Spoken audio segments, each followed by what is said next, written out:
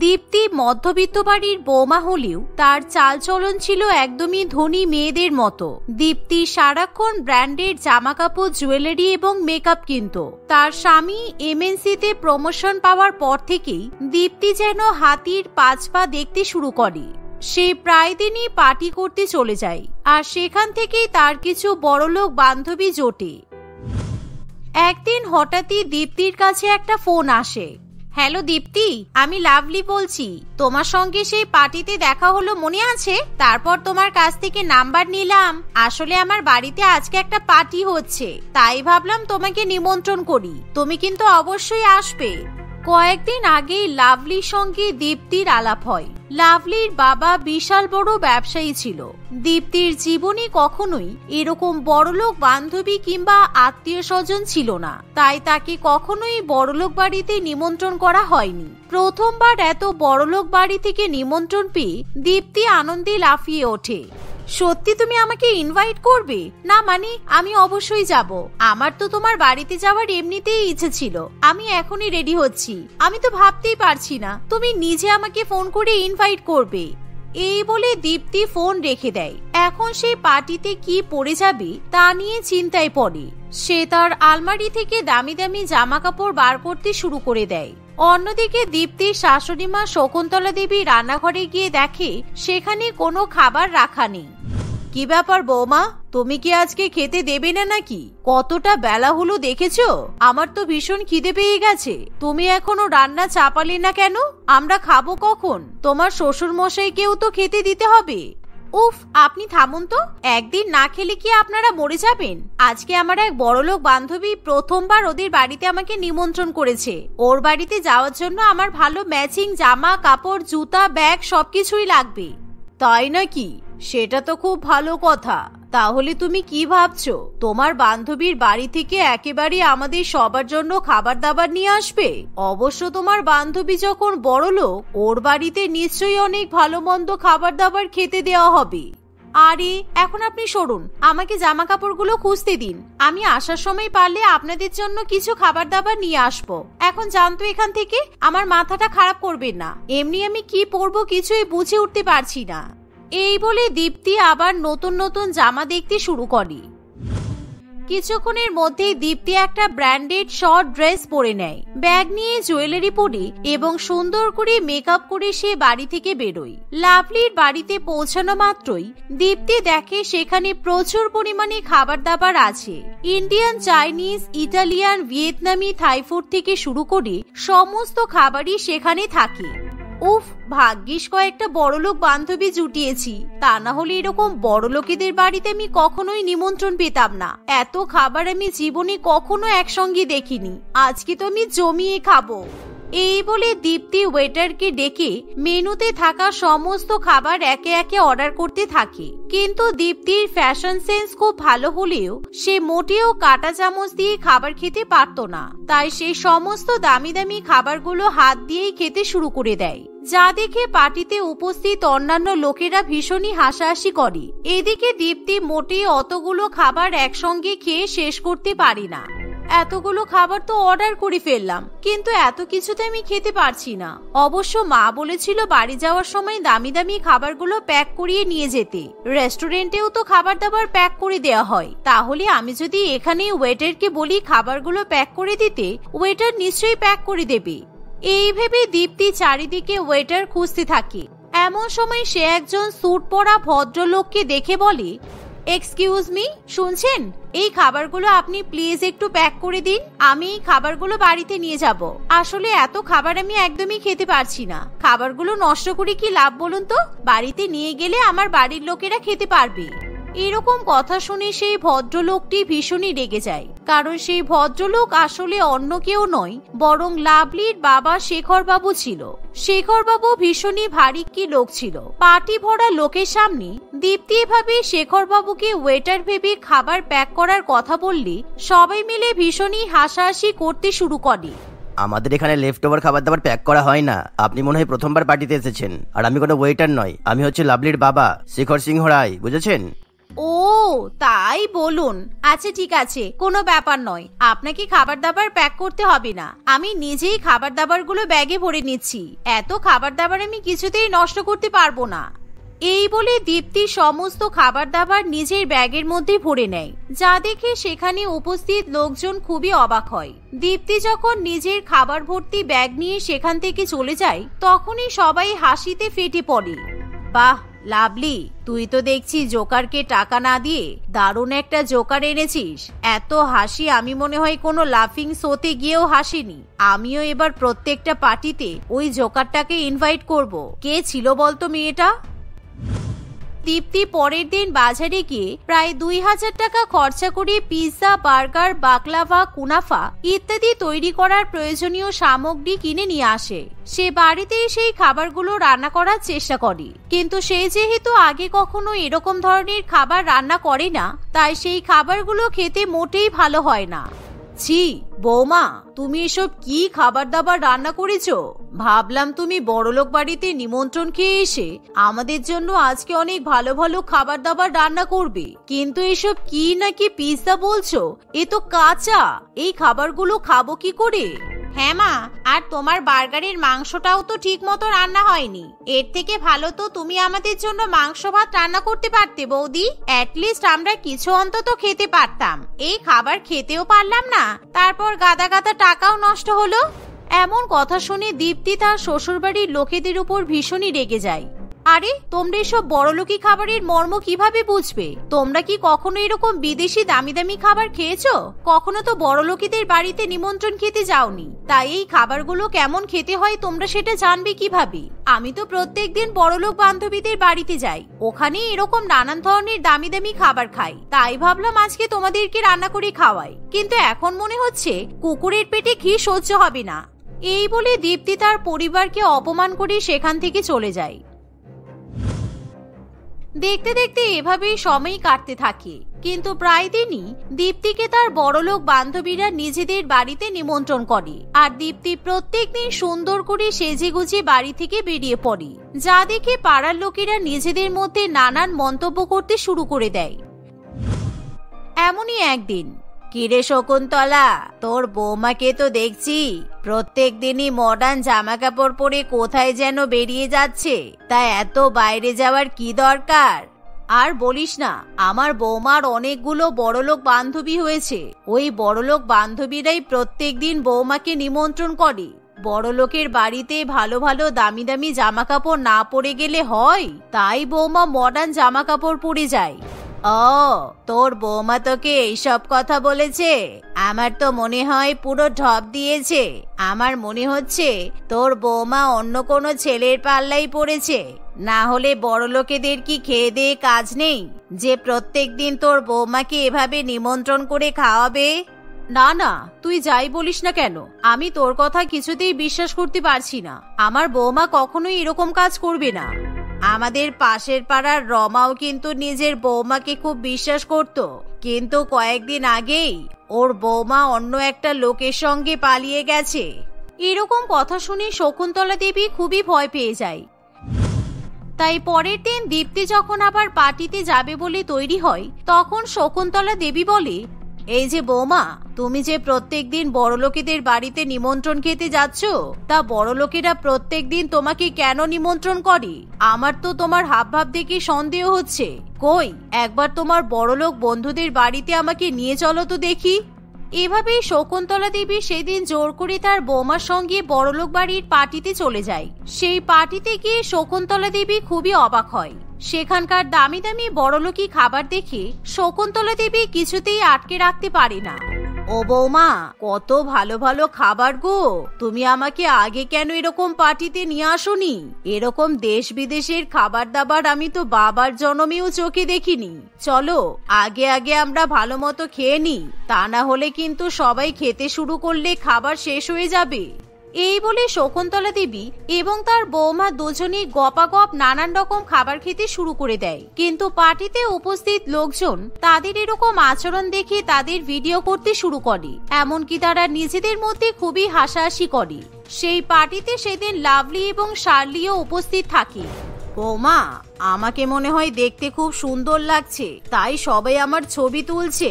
আমি তো ভাবতেই পারছি না এত বড় লোকের পার্টিতে এসেও সবাই আমার ছবি তুলবে। ও বৌমা, দেখো দেখো, সবাই ছবি তুলছে, ভালো করে পোজ দাও।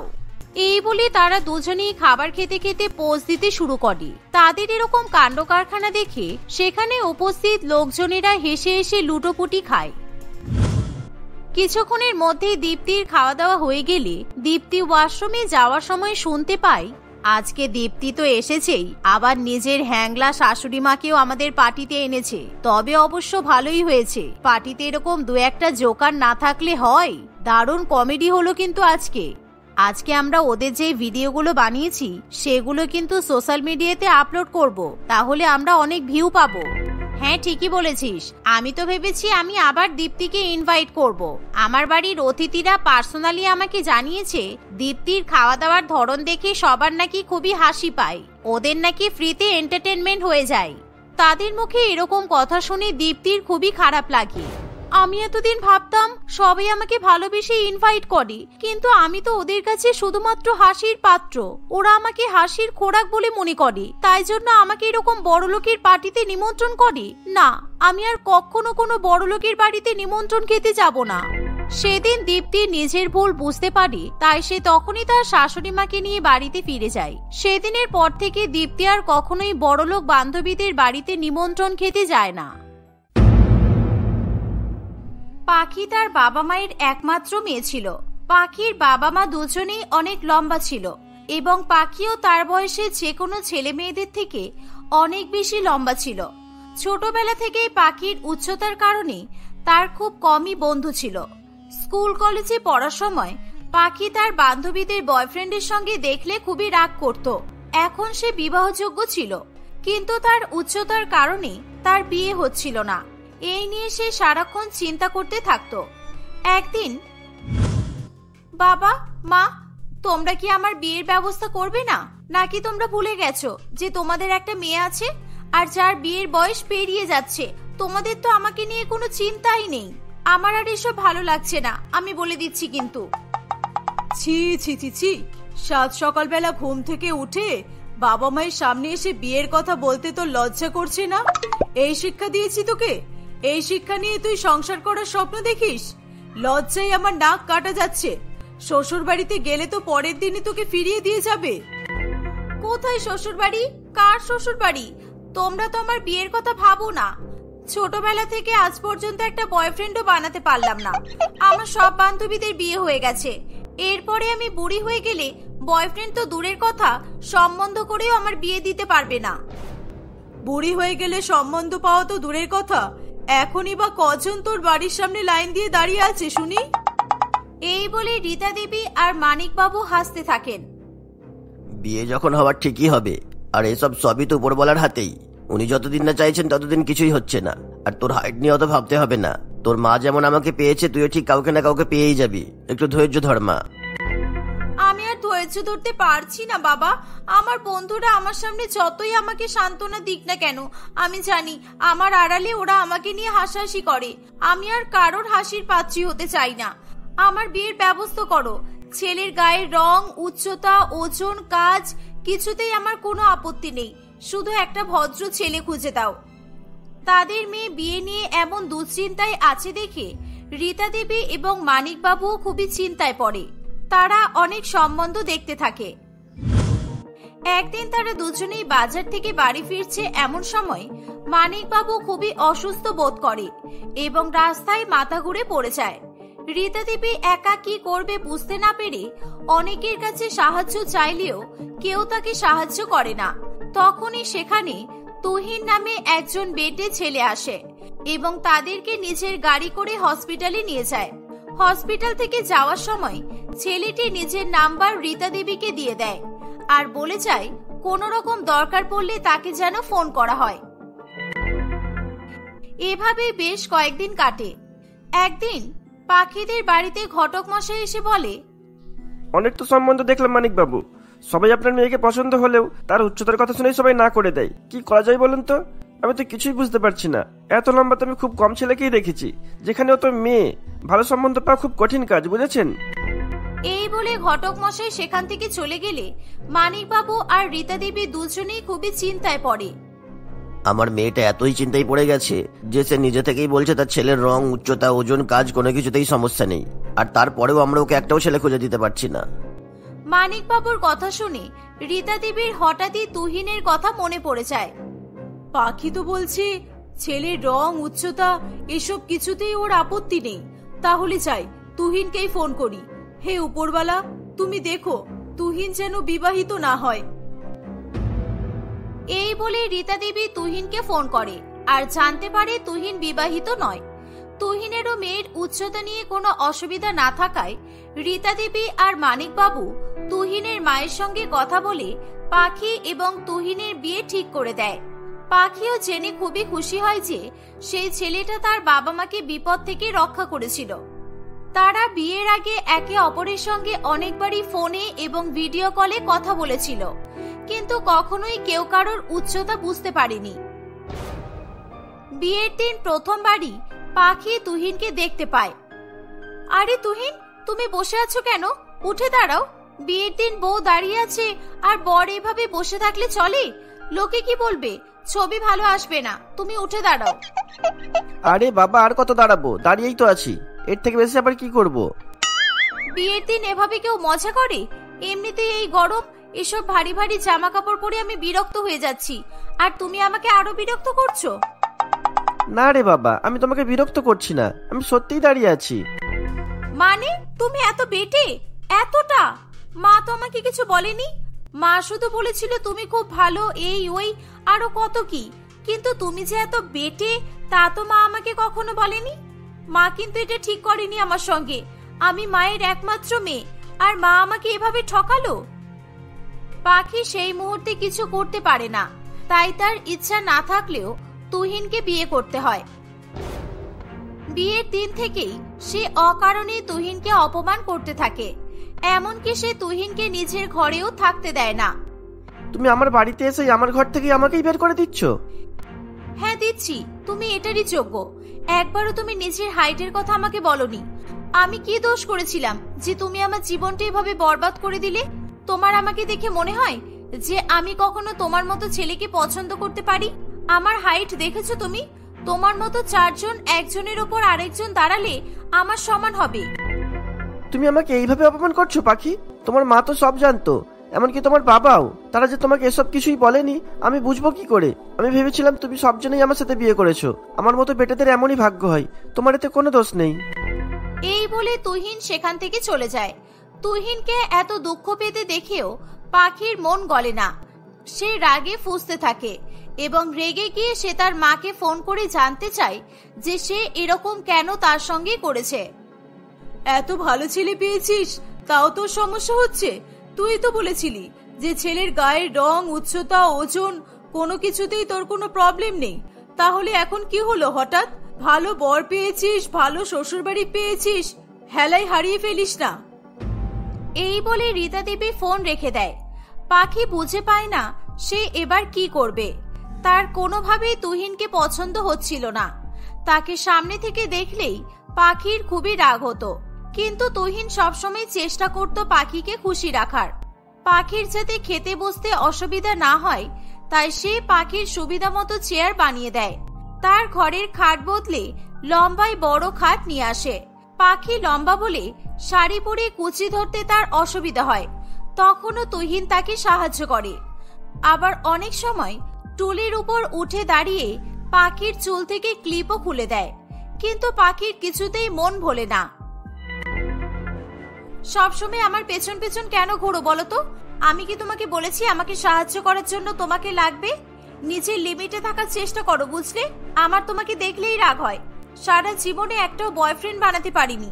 ভেবেছিলাম বিয়ের পরে বরের সঙ্গে সব স্বাদ মিটিয়ে নেব, কিন্তু তার হলো কই?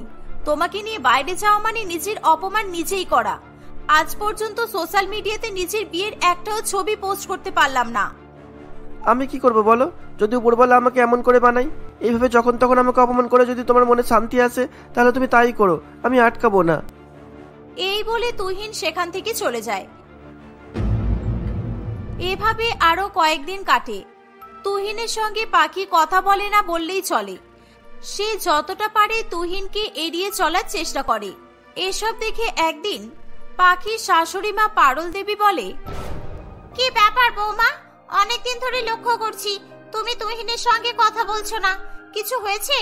নতুন বিয়েতে ঝগড়া হয়, কিন্তু সেই ঝগড়াটাকে বেশি দূর নিয়ে যেও না, তাতে সম্পর্ক ভেঙে যেতে পারে। বাটুলটা বোধহয় মাকে কিছু বলেনি, আর বলবেই বা কিভাবে? দোষ তো ওরই। তুহিন যে আমার মতো বউ পেয়েছে, এটা ওর 7 পুরুষের পুণ্যের ফল। আমার নামে আবার নালিশ করবে কিভাবে? কি হলো বৌমা, কি ভাবছো তুমি? যেটা জিজ্ঞাসা করেছি সেটা বলো। তার আগে আপনি বলুন তো, তুহিন কি আপনার নিজের ছেলে? না মানে আপনার আর বাবার দুজনেরই উচ্চতা যথেষ্ট ভালো, তাহলে আপনার গর্ভে এরকম বাটুল দি গ্রেট কিভাবে জন্ম নিল? কিভাবে কথা বলছো তুমি বৌমা? আমি তোমার শাশুড়ি মা, আর আমার সামনে তুমি আমার ছেলেকে অপমান করছো? আমার সামনে এসব বলছো? তাহলে না জানি আমার ছেলেটাকে তুমি আরো কত কি বলো। ও আমার নিজেরই ছেলে।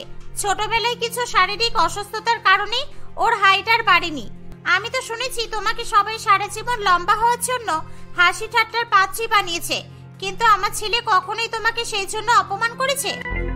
এই বলে পারুল দেবী সেখান থেকে চলে যায়। সত্যিই তো, আমি সারা জীবন সবার কাছে যেরকম ব্যবহার পেয়েছি, আমি তো সেগুলোই ফিরিয়ে দিচ্ছি। আমার এরকম করা একদম ঠিক হচ্ছে না। পাখি নিজের ঘরে বসে আকাশ পাতাল ভাবতে থাকে, আর তখনই তার ঘরে কয়েকজন বন্ধু চলে আসে। তাদেরকে দেখে পাখি অবাক হয়ে জিজ্ঞাসা করে, তারা হঠাৎ সেখানে কিভাবে এলো? তখন তার বান্ধবী প্রিয়াঙ্কা বলে, আসলে জামাইবাবু আমাদেরকে ডেকে পাঠালো, বলল তোর নাকি মন খারাপ, তাই আমরা যেন তোর কাছে আসি। শুধু তাই নয়, জামাইবাবু অনলাইনে আমাকে কিছু টাকাও পাঠিয়েছিল, আর বলেছিল তোর জন্য তোর পছন্দের খাবার কিনে আনতে। আমরা সবই নিয়ে এসেছি। সত্যি বলছি পাখি, ভাগ্য করে একটা বর পেয়েছিস। কিন্তু কোথায়? আমাদের জামাইবাবুকে তো দেখতে পাচ্ছি না, তাকে একবার ডাক না রে। এদের সামনে তুহিন চলে এলে আমার অপমান হয়ে যাবে, আমি এবার কি করি? তার কথা শেষ হওয়ার আগেই তুহিন সেখানে চলে আসে। তুহিনকে দেখে প্রিয়াঙ্কা ছাড়া সকলেই খুবই হাসতে থাকে। এ বাবা, এ তো দেখছি বড় হয়ে গেছে, কিন্তু বড় হয়নি। কয়েকদিন পরে তো তোদের ছেলে মেয়ে তোর বরের থেকেও লম্বা হয়ে যাবে, মানে যদি তোর হাইট পায় তবেই। চুপ কর তোরা, এই তোরা শিক্ষিত, কারোর বাইরেটা দেখে কখনো কাউকে এভাবে অপমান করতে নেই। আর পাখি, এরা তো স্বামীকে এত অপমান করছে, আর তুই চুপচাপ করে শুনছিস? তার মানে তুইও এমনই ব্যবহার করিস জামাইবাবুর সঙ্গে? তোর থেকে এমনটা আশা করিনি। দেখবি এমন একটা দিন আসবে যেদিন তোর বরের জন্যই তোর মাথা সবার সামনে উঁচু হয়ে যাবে। আমি আর এখানে থাকতে পারবো না, আমি গেলাম। এই বলে সবাই সেখান থেকে চলে গেলে পাখি চুপ করে বসে প্রিয়াঙ্কার বলা কথাগুলো ভাবতে থাকে। এভাবে আরো কয়েকদিন কেটে যায়। একদিন হঠাৎ করে পাখির বাপের বাড়ির এক প্রতিবেশী তাকে ফোন করে। তুই যত তাড়াতাড়ি সম্ভব এখানে চলে আয় মা, তোর বাবা মায়ের বাড়ির গ্যাস লিক হয়ে গেছে। আমরা অনেক চিৎকার করে করে ওদের বলেছি যেন কোনো লাইট না জ্বালাই, ইলেকট্রিকের কোনো জিনিসে যেন হাত না দেয়, তাই তোকে ফোন করলাম। তোর বাবা গ্যাসের কারণে অজ্ঞান হয়ে গেছে, আমরা কেউ ঢুকতে সাহস পাচ্ছি না রে মা, যদি কোনো ভুল হয়ে যায়। তোমরা আমাকে ফোন করার আগে দমকল বাহিনীকে ফোন করবে তো রঞ্জন কাকু? দমকল কর্মীরা এখনই এসে পড়বে। গ্যাস যদি বন্ধ না করা যায় তাহলে সারা বাড়িতে আগুন লেগে যাবে। আমরা কেউ ভিতরে ঢুকতেও পারছি না, একটা ছোট জানলা খোলা আছে শুধু, ওখান দিয়ে আমরা কেউ ঢুকতে পারছি না রে মা। এই শুনে পাখি ফোন রেখে দেয় এবং তুহিনকে সব বলে। যত তাড়াতাড়ি সম্ভব পাখি এবং তুহিন পাখির বাপের বাড়ির পথে রওনা দেয়। সেখানে গিয়ে ভিড় দেখে পাখি ঘাবড়ে যায়। কিভাবে কি করবে, কি করে তার বাবা মাকে উদ্ধার করবে, সে এসবই ভাবতে থাকে। তখনই অনেক লোকের চিৎকারে তার টনক নড়ে। সে দেখে ওই ছোট খোলা জানালাটা দিয়ে তুহিন তার ভেতরে ঢুকে যাচ্ছে। তুহিন ভেতরে গিয়ে আগেই গ্যাসের নবটা বন্ধ করে দেয় এবং বাড়ির সব জানালা দরজা খুলে দেয়। কিছুক্ষণ পর সে তার শ্বশুর শাশুড়িকে নিয়ে বাড়ির বাইরে বেরিয়ে আসে। তুহিনের জন্য সারা এলাকার লোক স্বস্তির নিঃশ্বাস ফেলে এবং সবাই তাকে নিয়ে হই হুল্লোড় করতে থাকে। এই নিয়ে তুমি দুবার আমাদের প্রাণ বাঁচালে, তোমার ঋণ যে আমরা কিভাবে শোধ করব? ঋণের কথা কেন আসছে মা? ও আমার স্বামী, মানে তোমার ছেলের মতো। ছেলে মেয়ের কাছে এসব আবার কেউ বলে? পাখির কাছে প্রথমবার স্বামীর স্বীকৃতি পেয়ে তুহিনের চোখে আনন্দে জল চলে আসে। তারপর থেকে পাখি আর কোনোদিনও তার বেটে বরকে নিয়ে লজ্জা পায়নি বা সবার সামনে তার বরের পরিচয় দিতেও দ্বিধাবোধ করেনি।